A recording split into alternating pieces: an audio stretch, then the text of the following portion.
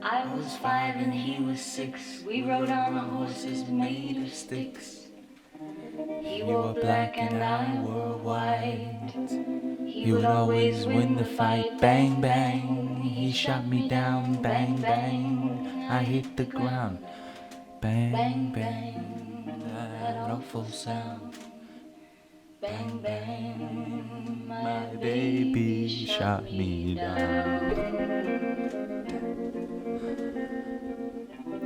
We're ballin' at what cost? Season came and changed the time. When I grew up I called him mine. He'd always laugh and say, remember when we used to play? Bang, bang, I shot you down. Bang, bang, you hit the ground. Bang, bang, that awful sound. Bang, bang, I used to ball at what cost? Divisional round. God. Music played and people sang.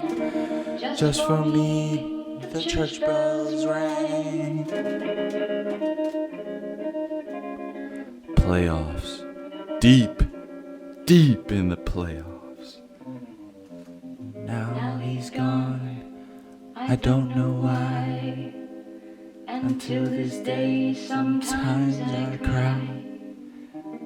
He didn't even say goodbye, he didn't even time to lie. Bang, bang, he shot me down. Bang, bang, I hit the ground. Bang, bang, that awful sound. Bang, bang, I balled out what cost.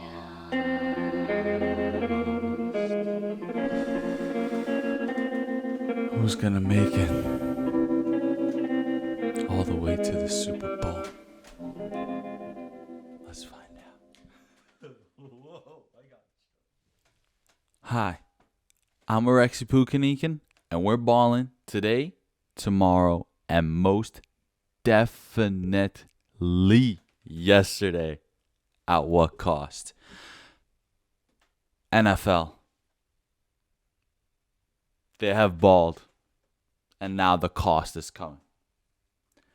Now the cost is chasing up to every single gentleman and brother that have put their career on the line to ball out.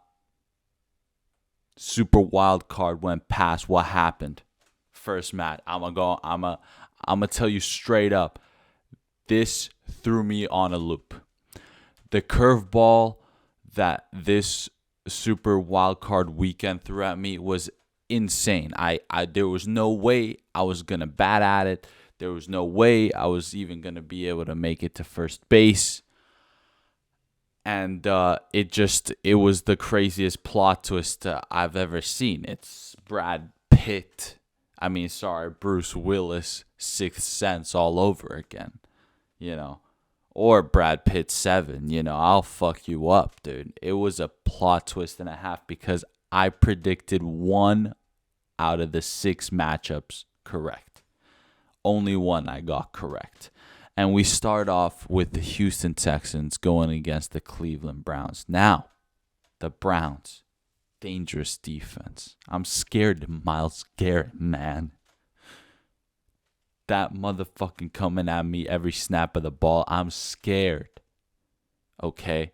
And Joe Flacco, he's a vet. Okay? And they have a decent running team. Browns, they've been struggling in their own division, but they've been trying their best, though, in terms of other teams. So I was like, man, maybe Joe Flacco, the vet, they're going to take care of the rookie, Maybe CJ Stroud and D'Amico Ryans, the head coach, they can't come up with anything smart. They finally get swallowed up, but no. No, ladies and gentlemen. The Houston Texans, the young young guns, young gunners, man. Hey, man, the torch is over there, man. They're ready to run it up, and they're lighting the game on fire right now. No, I'm not even exaggerating. CJ Stroud with D'Amico Ryan calling the plays. It's a beautiful, effective, just art. It's just art. You look at it, it makes sense. 16 throws completed by CJ Stroud.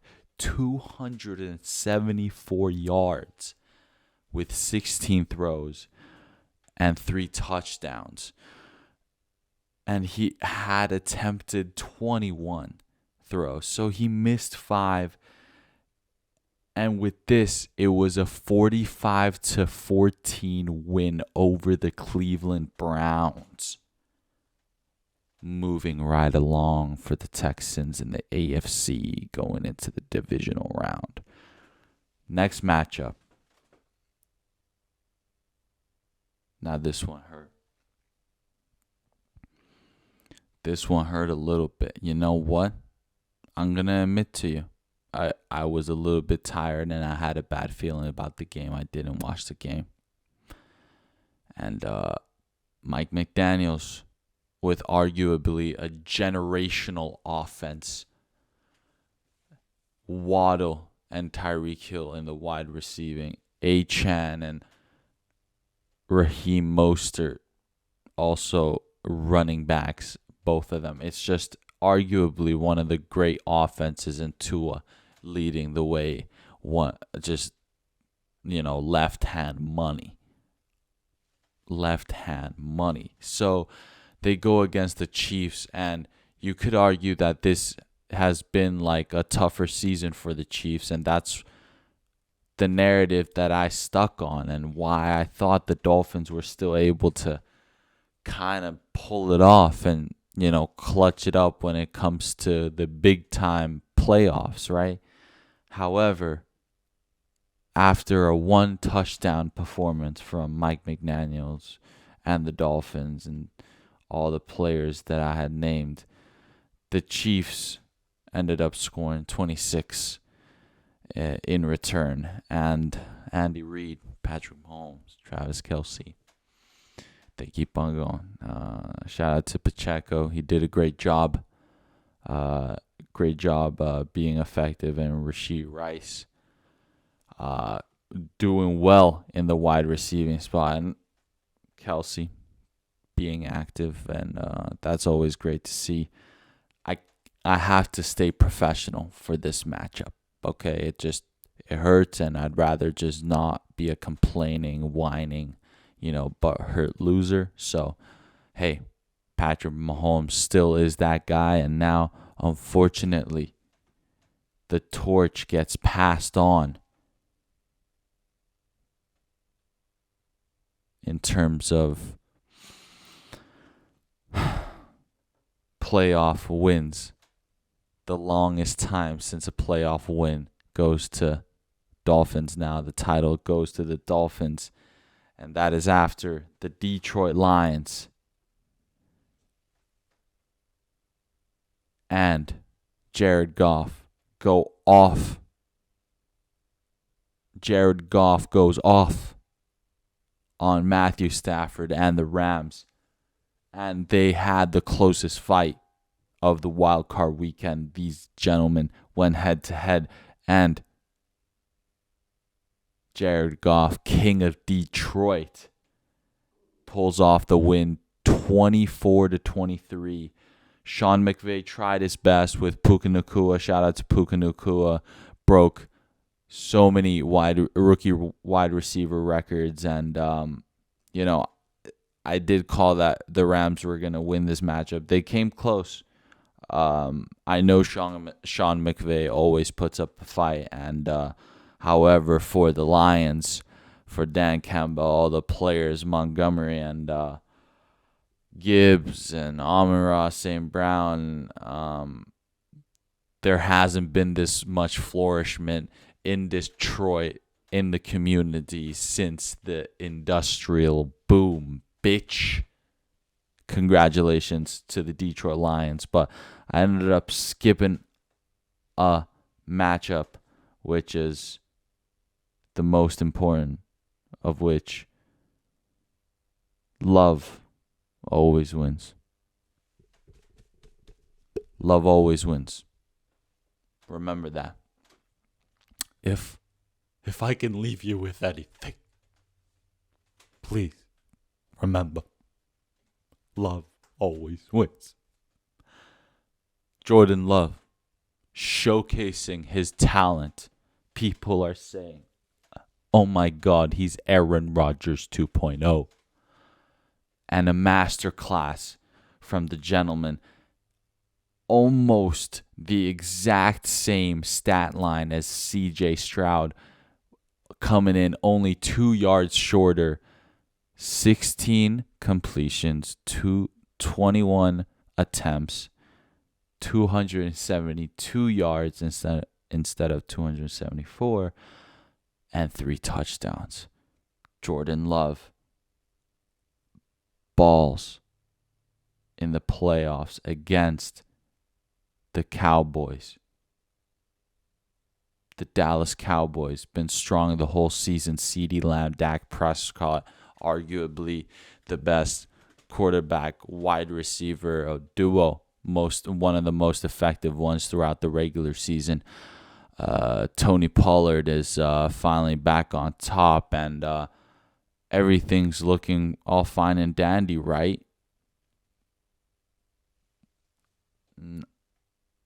No. How about them Cowboys? It's heartbreak after heartbreak. You suffer a bad loss in the playoffs. We move on. But shout out to the Packers. Green Bay Packers. I thought they were just going to get knocked off. Like they barely clinched anyways. And they're going to. No. Jordan Love is that guy. And honestly, the way that I looked at the stat lines, it looks like they got a pretty solid thing going on right now, nearing the Super Bowl. So watch out for the Packers. I don't even know nothing. Like I told you, I don't even know nothing. So, okay, we circle around and the Lions. Congratulations. Jared Goff deserves this. Dan Campbell, all those guys deserves this. But we go on to the next matchup. Steelers make it into the playoffs. Mike Tomlin is still that guy, being the head coach, working with what he's got and making the most out of it. And he's easily Hall of Famer. However, they went up against a blisteringly on fire Buffalo Bills, currently on a 7-game win streak, is it? I could be wrong, differentiating by 1 or 2 or whatever, but something around that range. And Josh Allen looks unstoppable right now. And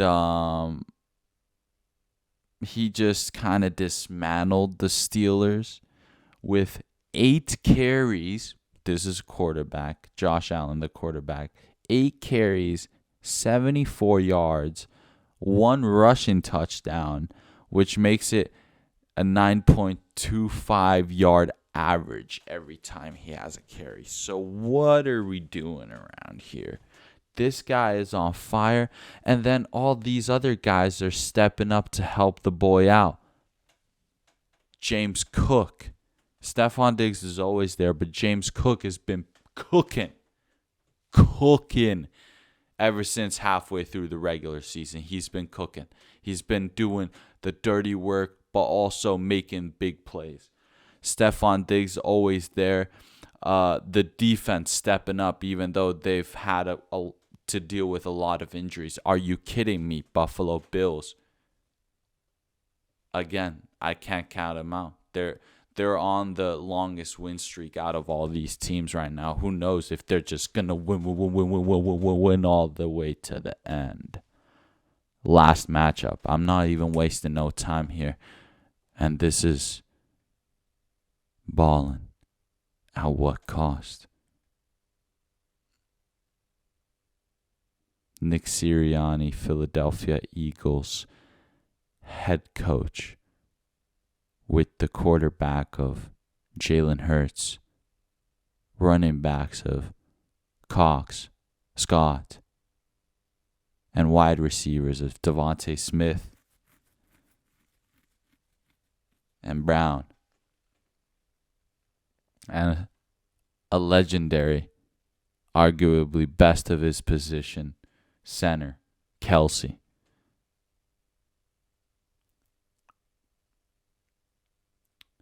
They were 10-2 at one point, 10-1. They were 10-1. I think they were 10-1. And they ended up just end of the season, it crept up. They balled all the way until 10-1. And then the cost came.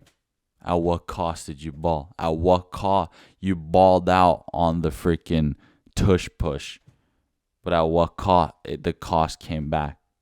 Because they faced off the Tampa Bay Buccaneers, who already were struggling to make the playoffs. They make the playoffs with Baker Mayfield. Baker Mayfield absolutely cooking.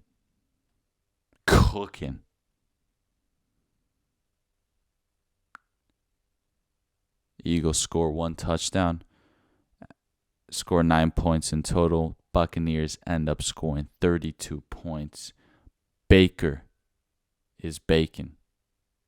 Oh, he's baking. Oh, my God. Baker Mayfield is the underground NFL quarterback GOAT.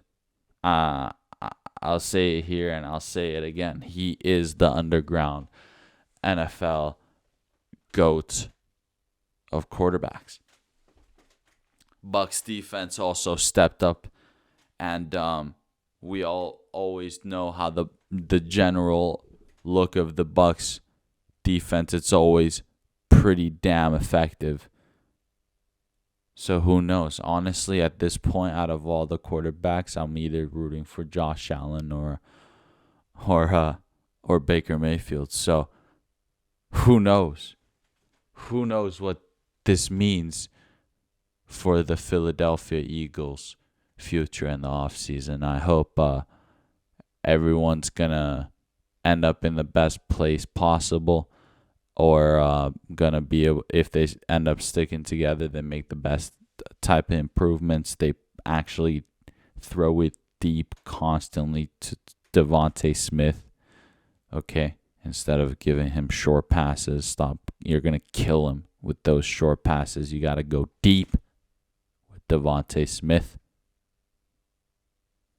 Okay, and that's that. All right.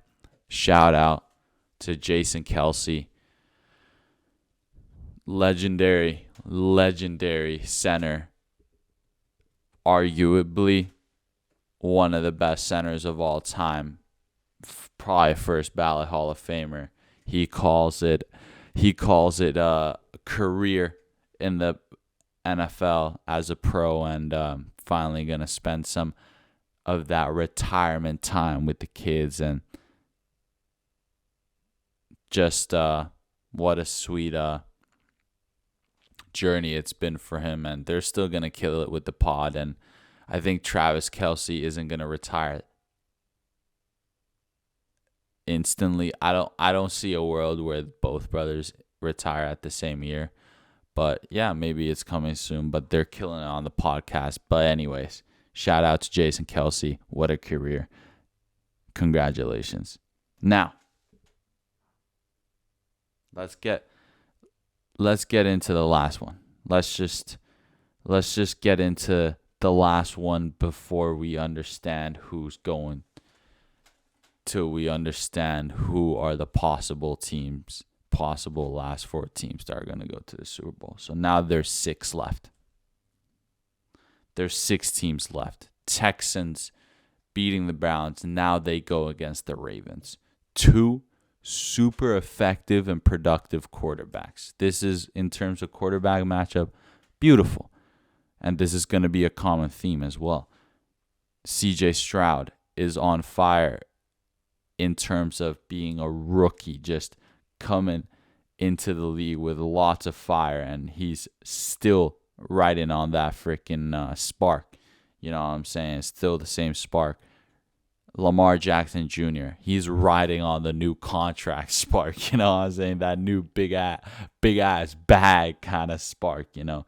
And he's had a lot of much more longer time of recovery, almost a month.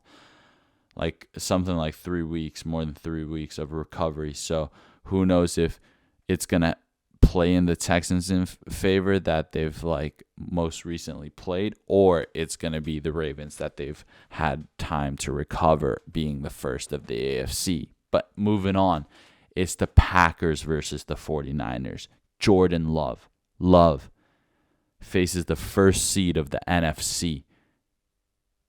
It's an intimidating matchup. This one is intimidating. It really does, because, of course, now, flip side, this is the side on the NFC who has had the most recovery time. It's the 49ers.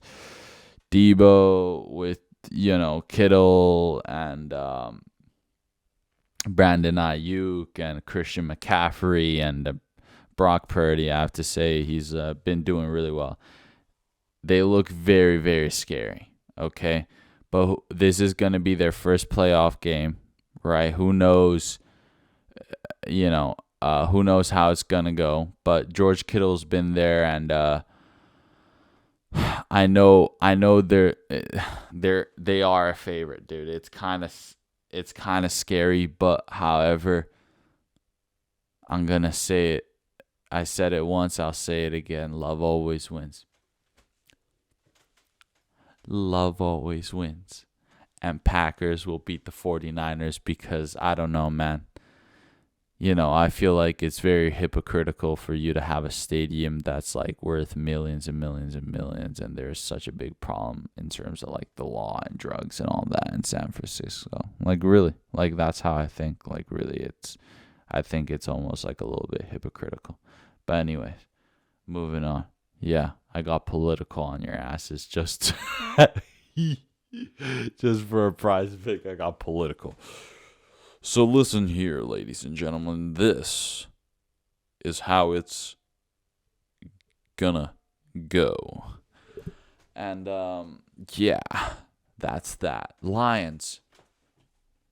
Ooh, they're making Eminem more nervous and more nervous and more happy and more happy.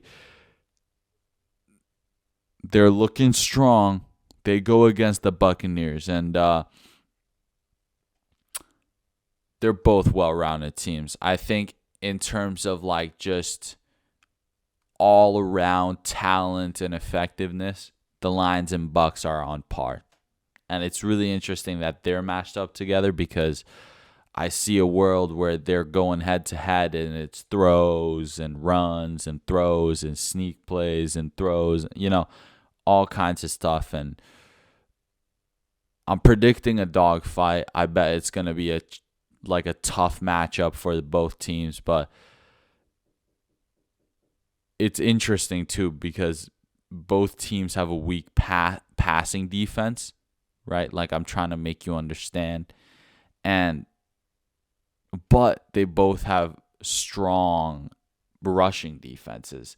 So they might both have to start adapting to throwing it more than running it. But for both teams, running it is their preferred one. So it's a really weird one. Like, the Lions, they want to just have Gibbs and Montgomery going. But on the Bucs side, they also want like White just to fucking, run him up and stuff. So, but if I had to go, I'm going with Lions. I honestly think it's been long overdue for Jared Goff to get a ring. And Dan Campbell really brings the best out of him, I think. And also, he's just has such a young offensive core with him that is so talented. So I'll give it to you, Eminem. I want nothing but happiness for Eminem, anyways. With the sacrifice of Baker Mayfield, and lastly, it's Chiefs versus the Bills. It's Josh Allen versus Patrick Mahomes. Does it get any better than that? Bills Mafia, I'm with you. Josh Allen and Diggs over Patrick Mahomes and Rice. That's all I'm trying to say. Drunk dudes flipping onto plastic tables and breaking them and maybe fracturing their neck and getting like $100,000 medical bill over Taylor Swift. That's as simple as I can do it. I'm not going to say more. I think there's no use of me over exaggerating this. Let's just say this. Like, if I want people, it's if either the Bills or the Bucks could win this weekend, that would be nice. Okay, then I won't freak out. But anyways, that's the NFL. We're going into the divisional round. It's the murky waters. I don't know how else to explain it to you. But there's one more thing before I'm going to let you go. The UFC is back in a big way in the north, in the cold, in the great land of Canada. UFC 297, where even though I'm building up to 297 right now, 297 is a build up to UFC 300. Ladies and gentlemen, we have to understand that we're about to reach that point this year.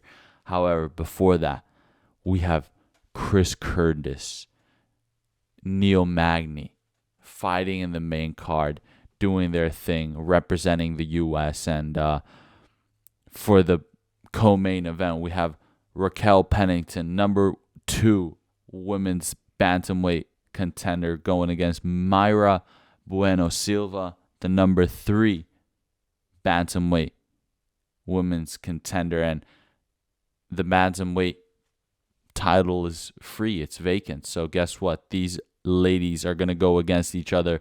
Pennington from the U.S., Bueno Silva, well, let you guess, from Brazil. So 2 ladies going to battle it out, see how it goes down within 5 rounds, who is going to be crowned the gold. And the legendary Sean Strickland,